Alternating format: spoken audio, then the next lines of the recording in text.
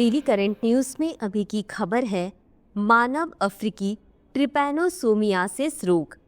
हालिया खबरों के अनुसार गिनी ने सफलतापूर्वक नींद की बीमारी के उन्मूलन की घोषणा की है। यह एक महत्वपूर्ण स्वास्थ्य उपलब्धि है जो मानव अफ्रीकी ट्रिपैनोसोमियासिस यानी HAT के गैम्बियंस रूप से संबंधित है। बता दें कि विश्व स्वास्थ्य संगठन ने गिनी को इस बीमारी से मुक्त घोषित किया है, जो वैश्विक स्तर पर उन्मूलन प्रयासों की दिशा में एक बड़ी सफलता मानी जा रही है। आगे बढ़ने से पहले आपको बता दें, दृष्टि IAS मुखर्जी नगर की सभी क्लासेस अब आ गई हैं नोएडा में। हिंदी माध्यम में IAGS फाउंडेशन कोर्स का बैच 21 फरवरी सुबह 11:30 बजे से और अंग्रेजी माध्यम में 17 फरवरी शाम 6 बजे से शुरू हो रहे हैं। हमारा पता है C171/2 block A sector 15 Noida sector 15 metro station के पास। लोकेशन के लिए आप डिस्क्रिप्शन में दिए गए लिंक पर क्लिक करें। अधिक जानकारी के लिए 8750187501 नंबर पर कॉल करें। अगर आप हमारे काउंसलर से कॉल बैक चाहते हैं तो डिस्क्रिप्शन में दिए गए फॉर्म को भरें। तो चलिए आगे बढ़ते हैं खबर की तरफ।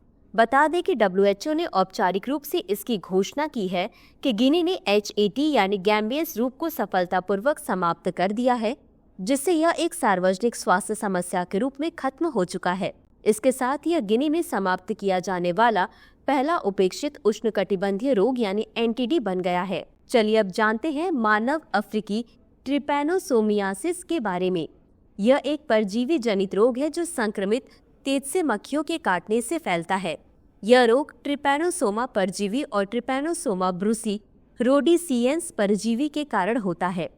इसके लक्षणों में बुखार, सिर दर्द, मांसपेशियों और जोड़ों में दर्द, भ्रम, नींद में खलल, व्यवहार में बदलाव और अत्यधिक थकान शामिल हैं।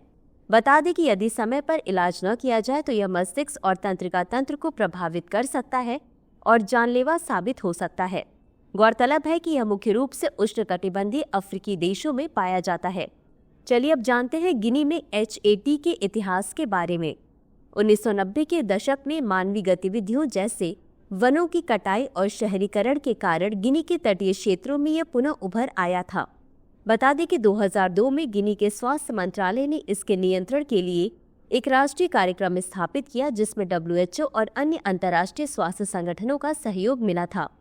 अब जानते हैं HAT के नियंत्रण उपायों के बारे में। 2012 में तेतसे मक्खियों और मानव संपर्क को कम करने के लिए वेक्टर नियंत्रण उपायों को लागू किया गया है। वहीं इस दौरान कीटनाशक, संसेचित मिनी स्क्रीन और मक्खी प्रजनन स्थलों की निगरानी जैसे उपाय अपनाए गए। इसमें स्थानीय समुदायों की भागीदारी सुनिश्चित की गई, जिससे यह प्रयास सांस्कृतिक रूप से स्वीकार्य और प्रभावी बना। वहीं निदान तकनीकों में प्रगति, जैसे तेजी से परीक्षण करने वाले किट्स और बेहतर उपचार पद्धतियों ने इस कार्यक्रम की सफलता को बढ़ाया। इन प्रयासों के कारण गिनी में इसके संक्रमण दर में उल्लेखनीय गिरावट आई और WHO ने 2024 में इसे सफलतापूर्वक समाप्त घोषित किया। तो चलिए अंत में देखते हैं आज के अभ्यास प्रश्न को। मानव अफ्रीकी ट्रिपैनोसोमियासिस के संदर्भ में निम्नलिखित कथनों पर विचार कीजिए। 1.